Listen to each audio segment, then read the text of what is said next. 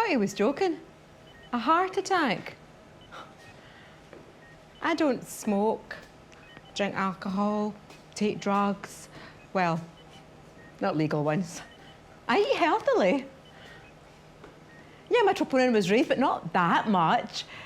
I mean, I don't have any stress in my life. I play tennis, play badminton, go to the gym, lift weights.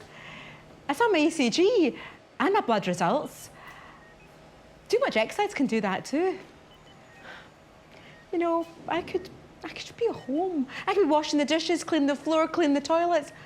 I could be having coffee with my friends. When was the last time I did that? I should be at work. I love my job. My patients love me. I care about them. He wants me to hang about here until a bed becomes available at the Royal. And then what? An angiogram? A stent? Heart surgery? I'm not ill. I'm not hanging about with these ill people. I am not ill. Family history. My brother, heart failure, 51. My father, heart attack, 46. But my mum, she was 73. I'm not ill. I couldn't have had a heart attack. No, it couldn't have happened.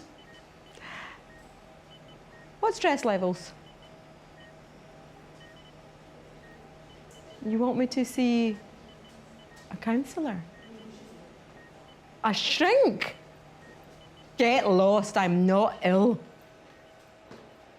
Her age, I would have thought she was 85. Underneath, she has the potential to be an attractive woman. So why is she coming to see me? For a facelift? She says she's wasting my time. She doesn't have any stress in her life. Who is she kidding? She had a heart attack. She is a young woman.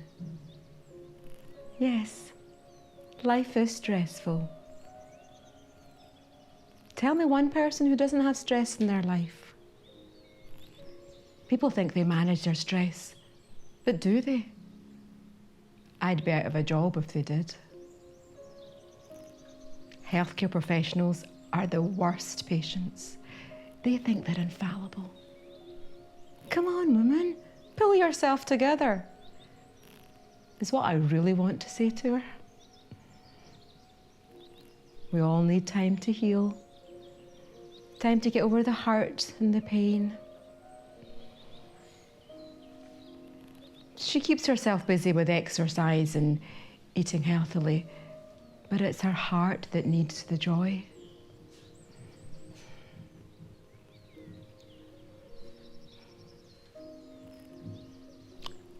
"10 glasses of water."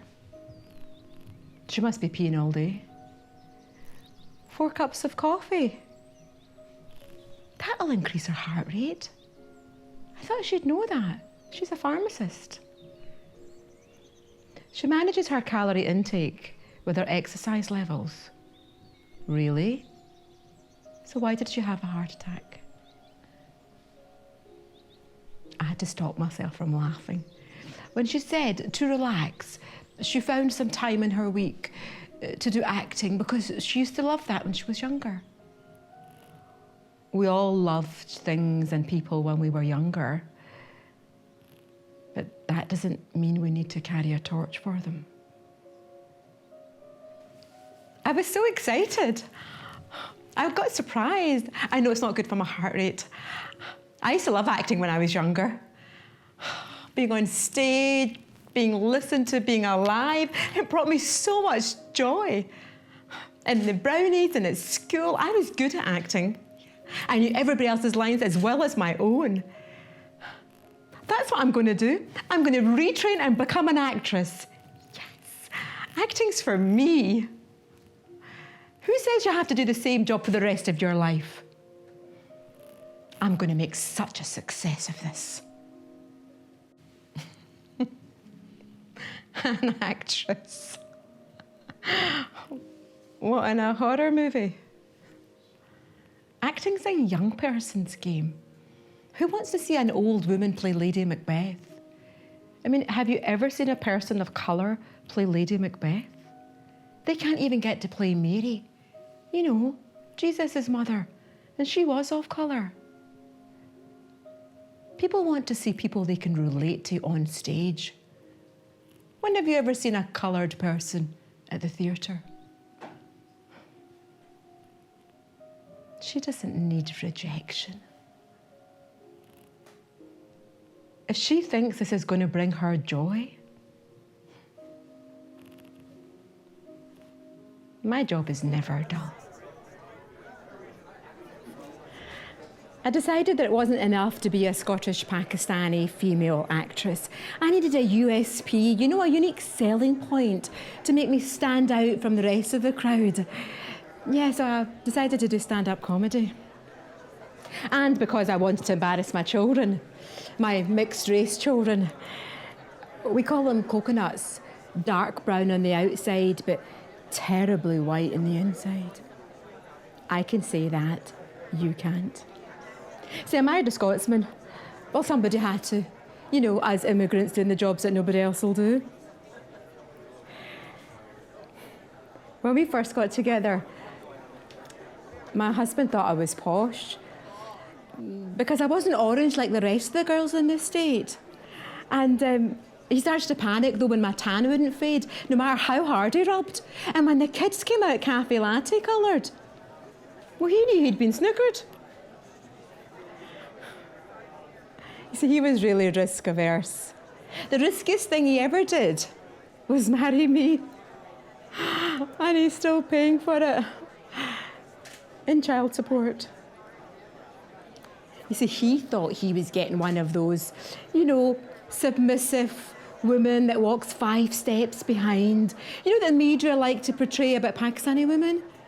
I mean, I don't know about you, but I don't know any Pakistani women that will take bullshit. And the other thing is, he thought I could cook curries.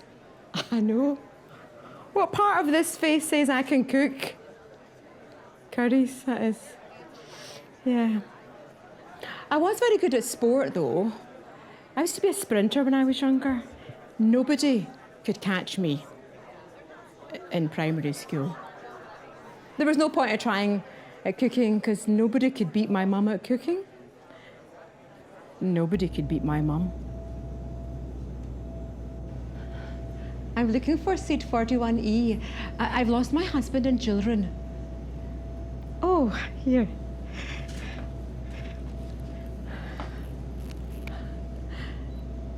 No, he's not dead, my husband. He's just over there. Yes, with the children. He's my world, my life, my moon, my joy. I couldn't live without him, but it's nice to have a break on the plane from him and the children. It gives me some peace.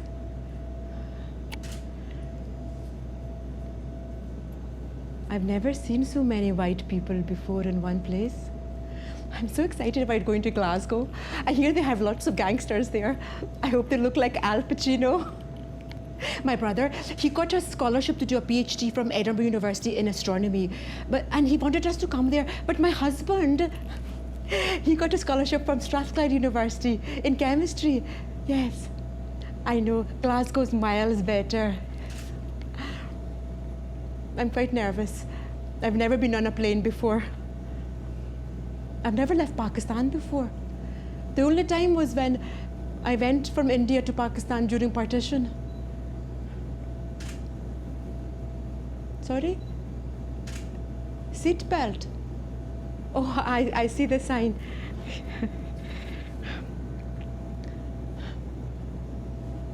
I'm nervous. Why is this plane going so fast? I want to get off now. No, what's happening to my ears?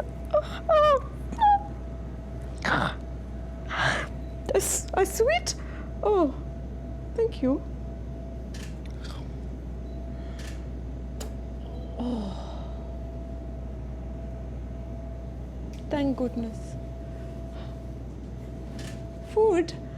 Oh. I never needed to cook. Posh? No, I'm just normal. Yes. I hope they have halal meat in Glasgow. You know, I hear the English, they eat this thing, it's called haggis. Yes. They catch it on the moors and then they roast it on a spit.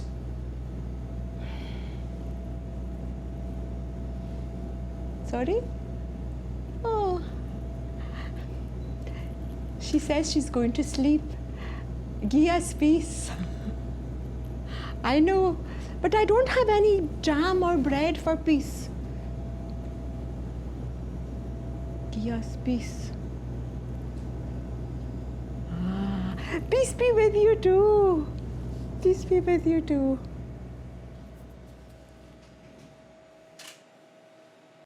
I was so excited.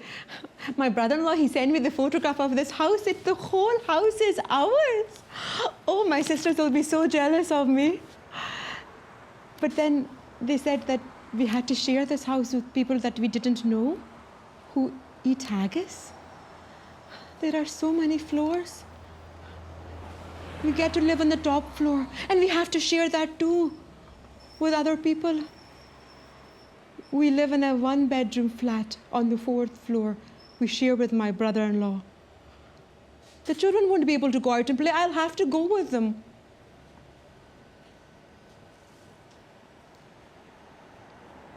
The windows, they look so small and dirty. I fear my brother-in-law doesn't have any cleaners. You know, back home I had a maid and someone to cook and someone to clean.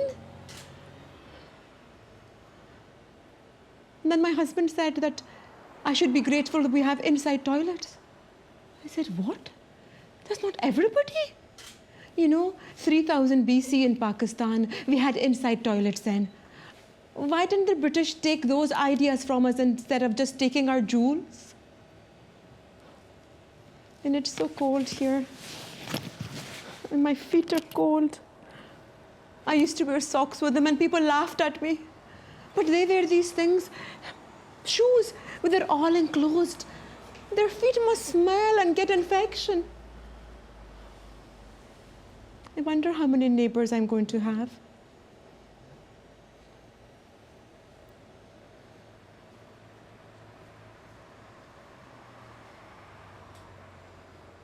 I'm going to need to make a lot of samosas.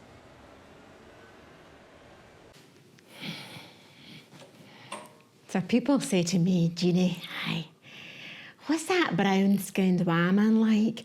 You know, the one that dresses like an Arab and has got those wild children? Well, let me tell you, I didn't like people of her colour. They look different. They've all got that greasy hair, aye. And she wears all these bright coloured clothes. I mean, I need to wear sunglasses to look at her. Didn't you ask me about the smell? Aye, they smell. But the thing is, she's awfully friendly. Always giving me food. What does she think? I can't cook. I thought my John'd be raging. He doesn't like foreign people. Aye. She won him over, so she did, my John. No, it wasn't black magic. She gave him this thing. It was called a zamuza. Aye, it was like this sweet triangle pie with spices in it. My John says that it reminded of him when he was in the Navy. Aye, I didn't like their food. Looks all weird. And every time she cooks, the whole place smells. But you ken what? It's those Waynes I feel sorry for. I mean, I said to her, listen, you need to go to Woolies to get wellies for those Waynes. And you know what she said? She's like, what are wellies? What are wellies? I nearly peed myself. I said, they're Wellingtons. And she's like, is Wellington not a duke? Oh my God. I mean, I didn't ken what sort of education they get over there, but have you ever heard of a duke being called a Wellington? I mean, I have heard of a beef Wellington. But do you know what? I think we should give her a taste of our hospitality. Aye. Welcome her to our community. I'm going to give her a chippy. So my mum was really good at cooking, right? But she also had a great sense of humour as well. Well, she was married to my dad, wasn't she? But having a USP, a unique selling point, didn't stop people from asking me where I was from. So let me tell you. I came over here from Pakistan when I was 2.5. Did have to bring the parents with me. I mean, I couldn't leave them home alone now, could I? Actually, my father got a scholarship to do a PhD in chemistry, just in case you were thinking, you know, shopkeeper, bus driver, sold drugs. No. He did all three. And when I was at school, people would always say to me, what does your father do, you know? And I was so proud of him. I wanted to say he was a lecturer. I just didn't know how to spell it. So now I still get asked, where am I from? And I was at this very middle-class party. How did I know it was middle class? Well, the invitation came on organic sourdough bread with smashed avocado. I was at this party and the guy says to me, where was I from? I said, I'm from Edinburgh. He's like, no, where are you really from? I'm like, yeah, fine, okay, well, I was born in Pakistan, but I've lived here all my life. And he's like, no, where are you really from? I'm thinking, what does he mean? Does he think I'm an alien? Does he think I'm a zombie? Does he think I'm American? And you know, before I could say anything, he says to me, you're from the West. And I'm like, no. Geographically speaking, Pakistan is in the East. He's like, no, you're from Glasgow. So it turns out it's worse to be a Ouija, that's what they call us, than it is to be an alien zombie of Pakistani origin.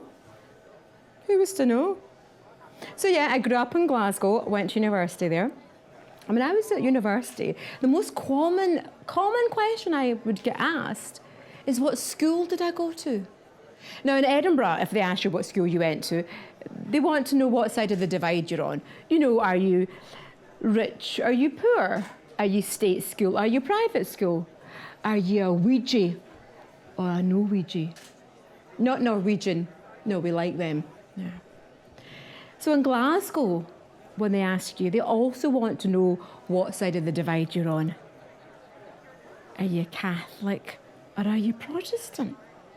And I'm like, look at me, I'm Muslim. And then there's a wee voice in the back. Sweet Jeannie. She's like, aye, hen. But are you a Catholic Muslim or are you a Protestant Muslim? It's all about football, guys. It's all about football. I've been Lubna Kerr and you have all been lovely. Thank you very much. So ladies and gentlemen, this is an excerpt from a play that I am hoping to do the full version of, called Tick Box.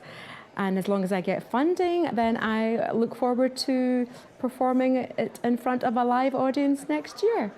Thank you very much.